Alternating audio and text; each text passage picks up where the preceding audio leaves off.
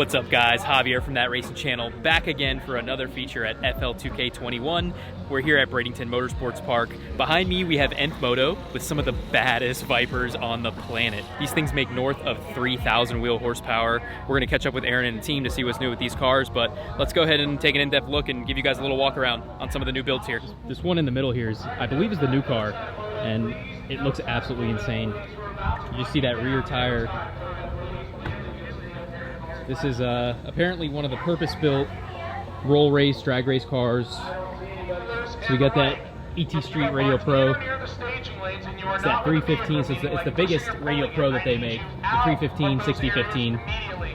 Let's just see if we can get a shot of this. But that's a big old tire.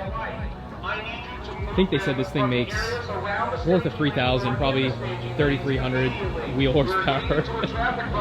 Oh. And besides that tire on it, you'd probably never guess it made so much power. So interior, outside of these seats here, lightweight seats, and the cage is actually tucked in so well. You can barely tell. Other than that, it looks stock. Got Will Dugas's drag Viper here. Clean drag build. This thing holds the record for world's fastest IRS Viper, I believe, quickest and fastest. So this thing is definitely one to watch out for. I believe this car here makes roughly 2,000 wheel horsepower, which is, I don't know, I guess maybe considered a little bit of a mild build these days. Pretty crazy to think about. That's kind of like a mild 2,000 horsepower build, you know? It's incredible to think that these packages are pretty well sorted at that 2,000 horsepower range. Consistent, reliable, so cool.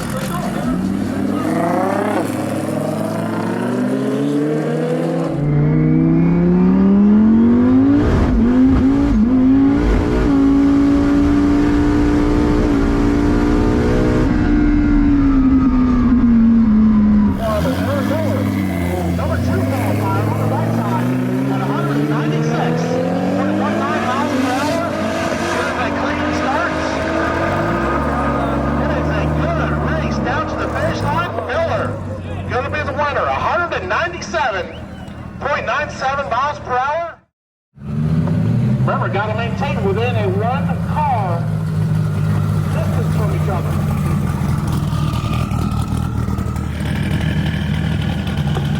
So that right there is going to be a rerun, so no winner for that first time.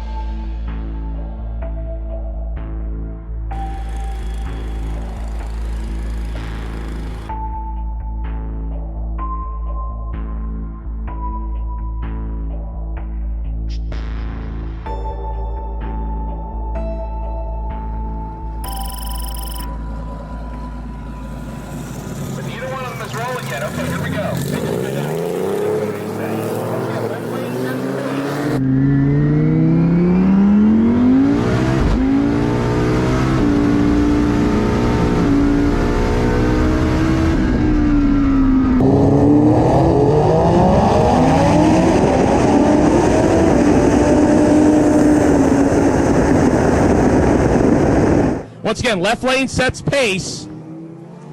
And we got green light. So we are on. Will the Viper chase the GTR down? Yes, indeed. Ladies and gentlemen, look at the scoreboard. 208.78 miles an hour. Holy cow. That is crazy.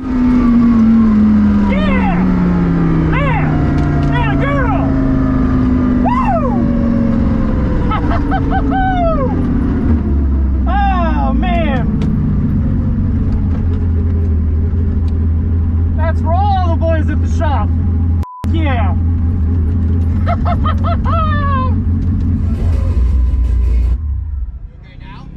I'm okay now. Can we be happy yet? We can be happy. Right. Shows you the mile an hour, right? We can be happy. Well done, Joe, man. Well done, boys. Built a hell of a car. Hell of a car. Thank you. Bro, that was absolutely insane, man. Hell of a driver. Ah, man. Absolutely insane. Oh, it was on a mission. He lost the turbo. It straight shot. Yeah, I saw it come out the top.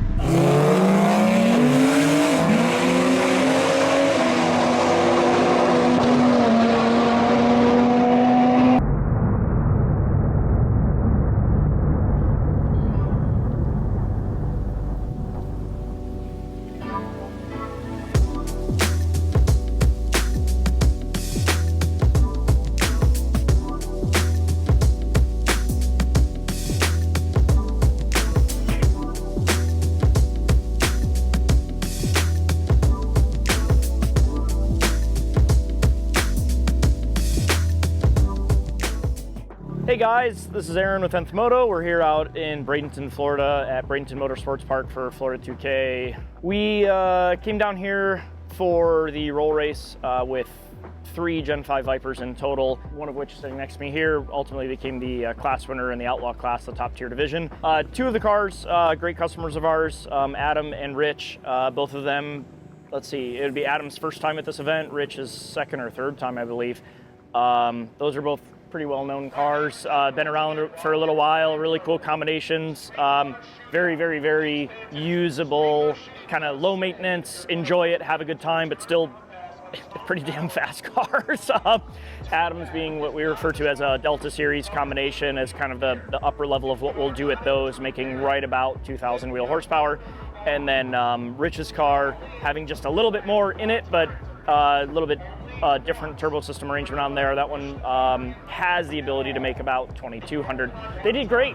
You know, the cool part about this event is seeing, for us as the builders of the cars, we get to see the guys get in there and get to use them and enjoy them like they want to.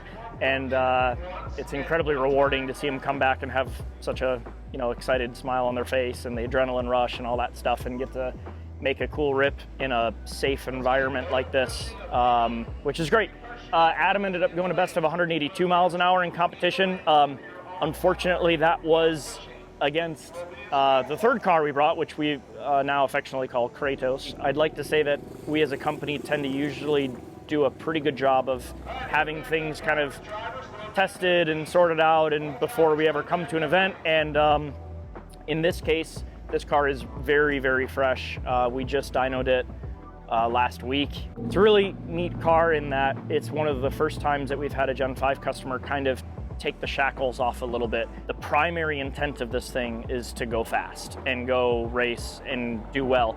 It still needs to be able to drive around and you know, act as a normal car and everything, but the priority scale was shifted in favor of trying to make something happen at the racetrack. Prior to that being the case, most of our cars were always pretty heavily sided the other direction of that, where they were first and foremost very, very drivable, usable cars, and then they happened to be pretty fast. We got to cut the chains loose. Don was awesome with that, always fantastic to work with over a long build time on the car.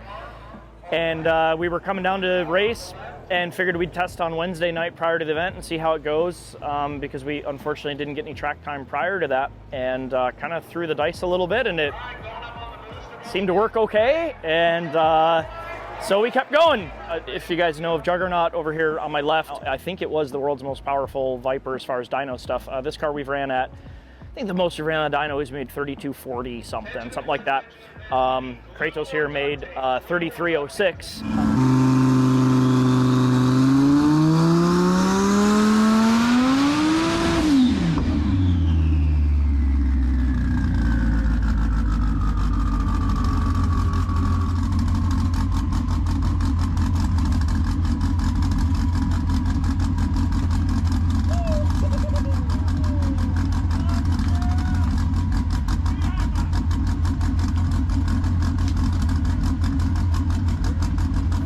To my knowledge, that makes it the most powerful Gen 5 Viper it's been on a dyno. It is for us for sure, at least as much as I've heard of, I think that's the case. It is on 1 ethanol R for fuel. All of them are on that. We don't mess around with anything else when you're at this type of power level. The 208 run was probably a realistic 3,000 to 3,050 wheel, maybe somewhere right about in that ballpark. You know, dyno numbers are always that fun game that everybody likes to spin around, especially nowadays. I mean, it's cool, don't get me wrong, we're very proud of it, we're very excited that it did a lot, but I don't know that there should be that much weight thrown into it, as opposed to like, hey, it went 208 miles an hour out there, like, it's fast. At 3,300, just like Juggernaut, this is still OEM Viper block, heads. It has no concrete in it or anything. We've spoken about this before, but as you know, that is something we take a lot of pride in. We own and operate our own engine machine shop as part of our company. And I think that's a major part of our success with our engine program with these cars, to be able to make them do this. They can make more power. I mean, it's not like we're stopping because we're nervous about something necessarily. We just haven't really found that limit yet on how far can it go at that power level for how much time. I think there's more potential for us as far as keep figuring out how to make the car quicker, rather than necessarily that it needs more power right now. We all do this for the same reasons. We're all power hungry. Like, it's awfully hard to not just, you know, more enter and, you know, okay. So it has the fuel system, it has the turbo, it has the capacity on all those different systems to support more if it needs to. But maybe that'll just be for another day. Who knows? We're pretty early into this program, as I said, so good chance it'll go farther than that. And we absolutely will diversify with the car a little bit. It is built to do more than just one racing format. We will go do some drag racing with it. We're huge proponents of that. And it's just a lot of fun. So it'd be very cool to see what this thing can do in the quarter mile, based on the fact of, you know, Juggernaut being in the 680s now, which we hope to also improve upon that one. Be pretty cool to see where this one goes to on that realm. It's a very similar combination, but chassis containment wise and then amenities wise shifted over into the Gen 5. Still has power steering, air conditioning, 18 speaker sound system in it, all your normal amenities that need to be there for Don to be able to go get coffee when he feels like it and enjoy the car. That was kind of the difference between Juggernaut, which was prioritized to drag racing prowess, which has worked very well, obviously being the world's quickest and fastest IRS Viper now. And then we kind of took that engine combination formula and slid it over into this car, did our ATI Turbo 400 automatic conversion into there, and then it has a very unique suspension configuration to it. You know, between the engine combo, driveline, suspension, gearing, you know, all those kinds of things, it was a lot of new pieces to try to make come together pretty quickly, which is why we didn't intend on actually entering into competition. We found ourselves in that crux that probably all racers have found themselves when they say they're not really ready to race, or maybe you really know you don't think you're ready to race, but you do it anyways. And so we went for it. And it went well. Qualified number 2 at 196 miles an hour, which was a really nice, calm pass for it, which was neat. And then we started going rounds. Yeah, ended up going 203. We had to do a pedal pass, and it went 202, which was exciting because, and the pedal was probably entirely on me. It's a pretty violent occurrence when it really comes on to power.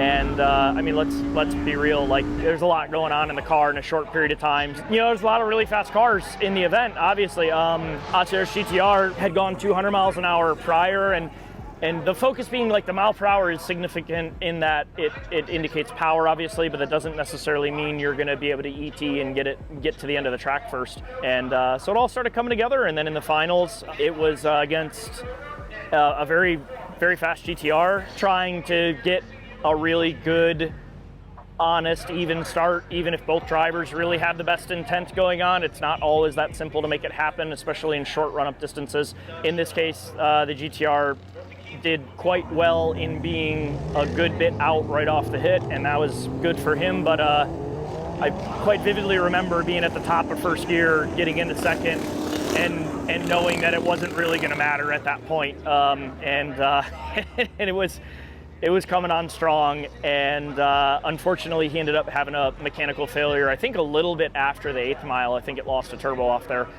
which actually hit the side of our car, that we figured out after, which was not as cool. But it happens. But yeah, by the 8th, I think we had 13 mile an hour on him or something already, and just after that, it lost the turbo, and we were able to carry it out the back and reset, I guess, yet again, another new record for this type of race format at this event, and went 208.7 or 208 or 9, I don't know, something like that. Pretty up there, pretty good. You know, there's draggy, everybody's fairly familiar with that stuff these days. We did have that in the car. There's some footage from that, which is pretty cool. On the 203 pass, that was one that unfortunately we ran against Adam in his beautiful ACR over there. On that pass, that was a decent run for the car as far as incrementals basis. Usually we're a little more keep it under the hat, but we'll at least go to the point of say that was a 236, 60 to 130 on that run. It came through 60 a little bit on the soft side, but 236, 60, 130, 170, 1 to 150. It was 100 to 204.30, and that was a 203 pass. The 208 pass was better. This car has a full NHRA certified roll cage in it. It's very hidden, which is really neat if you guys didn't get a chance to see that yet. It has a fire suppression system. You know, we're in the car with full SFI 15 or 20 gear on and a Simpson hybrid device. At this level, people really need to be taking safety very seriously, especially at the speeds and the weights that these cars run at, because they are so well equipped as far as the creature comfort features and stuff. They become fairly heavy compared to normal race cars, and that means you've got a lot of potential energy there that isn't really a good thing when things go bad. And that is a question that's come up about where else will this car run. Some of the other roll race events are considerably longer than this distance, and frankly, I don't know if that's all that exciting at this point in time, given that if you can accelerate this hard to that speed in this short a distance, do we really need to be going a lot farther? That's something that I know that we as a team take pretty seriously, that this stuff at this level, you really need to be paying attention to the safety. We take a tremendous amount of pride and effort in our, call it the construction of the car, the build of the car. I mean, I'm biased obviously, but like they're really beautifully put together cars, and that credit goes entirely to our team of guys, or people, I should say. Everybody at the shop really puts an effort that is just undeniably devoted into creating these cars, be it all the way from the design element to the fabrication that we do to our engine build program. Everybody really puts their heart and soul into this stuff, and I think it shows through in not only the performance of the car, but the finished build quality. I don't necessarily know if the general public really knows the amount of dedication and time that it takes to make these things happen, and that goes for everybody. You know, all the different teams that are out here. It's a pretty hard industry to call a career, because it is there's some challenges that come with that on the life-work balance aspect. But Aaron, Kevin, Christo, Clay, Courtney, Devin, all the people have an incredibly important role, and I'm unbelievably thankful to have them as part of the team. There's no chance that these cars come out and perform like this at this level with this consistency without the immense amount of effort and time that they all dedicate to this stuff. You know, you really get attached to this stuff. There's an immense amount of emotional function that goes into it, that you've been pounding the hours into it, which are probably not smart to talk about publicly, but the amount of hours that you put into it to see it get out here and to see the passerbys' reactions when they look at it. It's rewarding, but obviously for the customers to get to see what what the creation has turned into. It's so much more than a tangible good of just, hey, let me write this check or send this wire or whatever, and like, here's this box. It really is there's a lot of an emotional attachment that gets into that, and I'm so thankful to both the team and our customer base to allow us the opportunity to do that stuff.